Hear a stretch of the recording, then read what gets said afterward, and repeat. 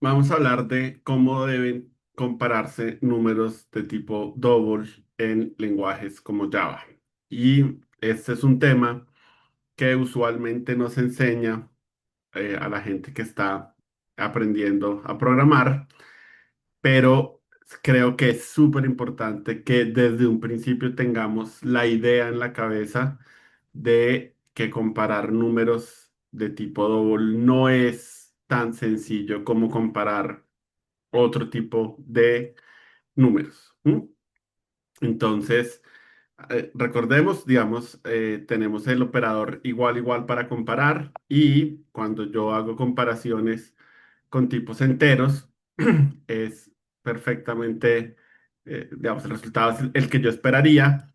También puedo comparar caracteres. Por ejemplo, esto me va a dar falso porque obviamente la minúscula es diferente que la mayúscula. Em, Puedo comparar valores booleans, etcétera. Bueno, entonces, eso es con todos los tipos numéricos, pero con double hay una situación especial. Entonces, recordemos que cuando hablamos de números reales en la vida, sí, como en la vida por fuera de la simulación que hacemos en un computador, hay ciertos números reales que tienen decimales infinitos. Y obviamente cuando yo estoy representando esos números en un computador, pues no tengo fácilmente la forma de representarlos de esa manera, que tengan decimales infinitos. Entonces, double es una forma de representar números decimales en que asignamos una cantidad de memoria y eso hace que ciertas representaciones sean imposibles de hacer, ¿sí? Si asigno una cierta cantidad de memoria, pues cuando voy a representar un número de cifras decimales infinitas, lo tengo que truncar de alguna manera y eso puede causar ciertas imprecisiones que se pueden ir acumulando en la medida que hago más y más cálculos con ellos.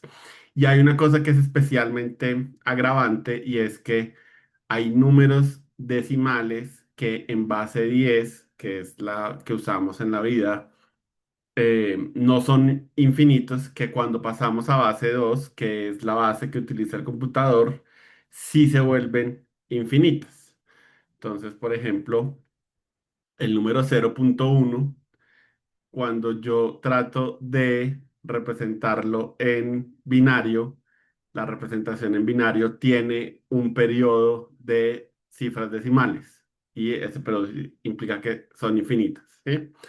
Entonces, por ejemplo, si yo opero 0,1 más 0,2, ustedes pueden darse cuenta que eh, el resultado no es exactamente el que esperaríamos.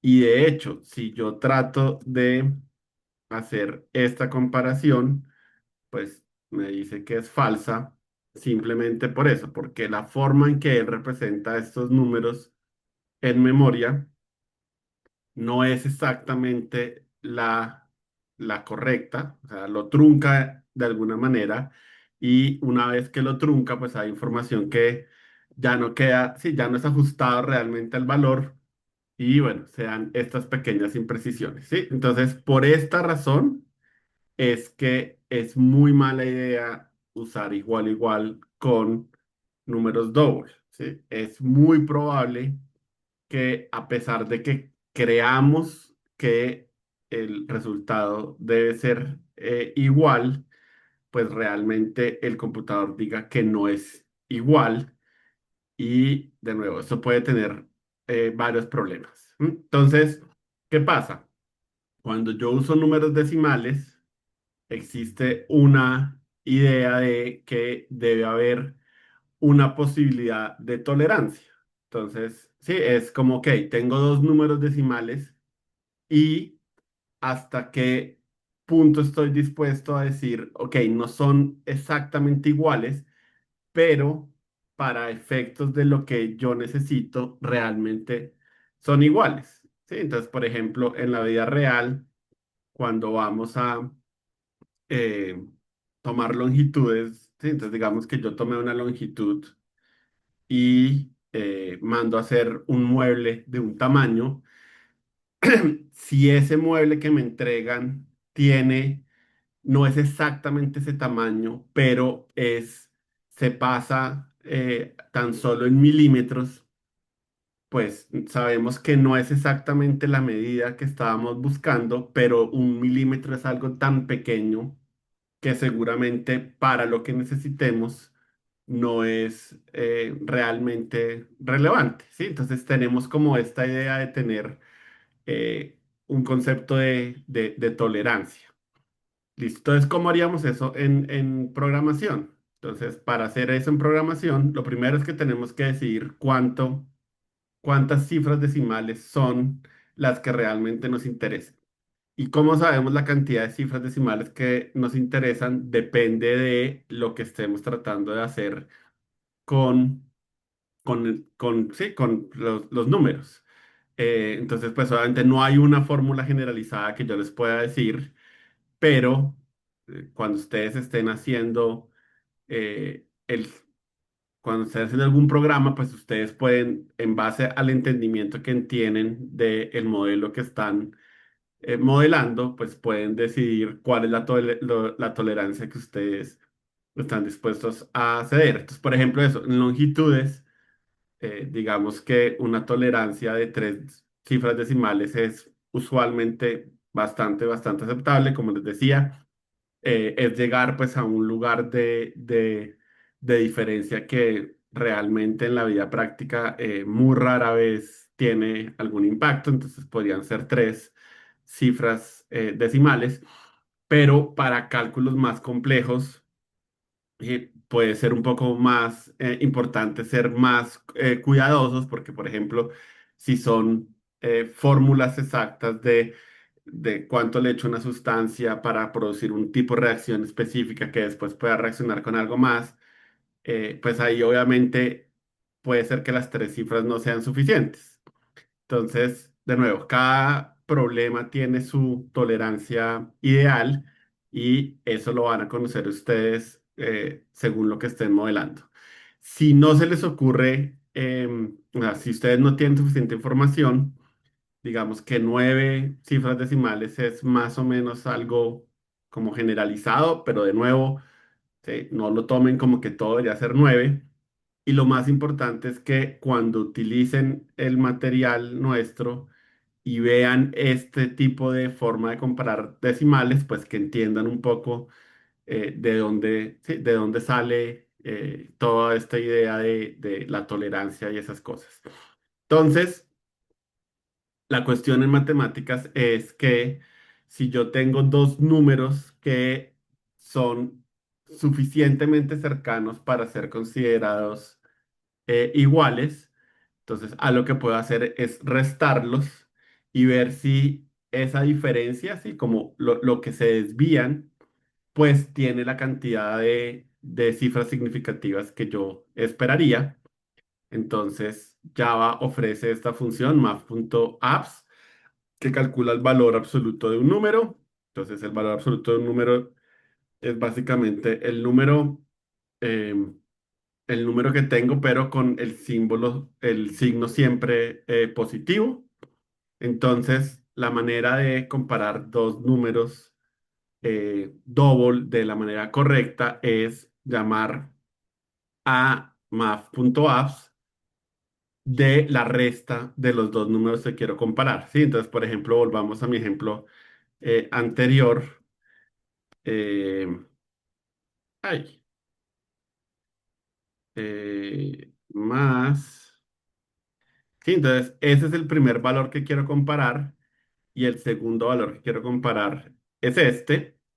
Y a ese resultado lo que quiero hacer es compararlo con un número que sea cero punto y la cantidad de cifras decimales significativas y un uno que es lo que me dice pues si tiene o no las cifras, la cantidad de cifras significativas. Bueno, entonces, ¿cómo escribir 0.123456788 uno sería muy aburrido. Entonces, los lenguajes ofrecen una sintaxis para tener ese tipo de números. Y es un poco como sintaxis científica, como la notación científica que le enseñan a uno a veces en el colegio. Entonces, por ejemplo, podemos decir 1e-9 para decir que esto es 1 por 10 a la -9, que es la expresión que quisiéramos usar para comparar la diferencia de estos dos números. Y efectivamente nos damos cuenta que 1.0 más 2.0 es igual a 3.0 hasta en sus primeras 9 cifras decimales. Significa, sí, las primeras 9 cifras decimales. Y eso nos da una idea de, ok, claro, puede que no sean exactamente igual, pero para lo que estamos haciendo es suficientemente igual, ¿sí? Entonces, por ejemplo, podríamos crear una función que se llamara casi iguales, ¿sí? Y recibir dos números